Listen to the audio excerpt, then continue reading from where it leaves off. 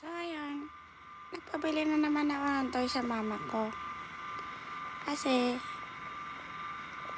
habang bata pa daw, bili na namin ng toy. Para, paglaki, hindi na toy ipapabili. Mga motor na, PlayStation, ganun. So, ayan. Mag-unboxing ako ngayon. Kasi, wala lang. Gusto ko lang gumastos. Gusto ko lang pabili.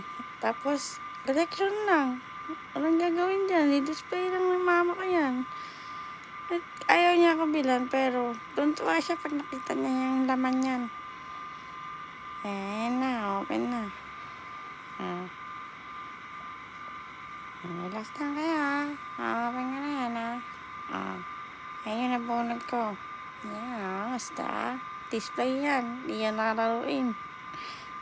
Paano?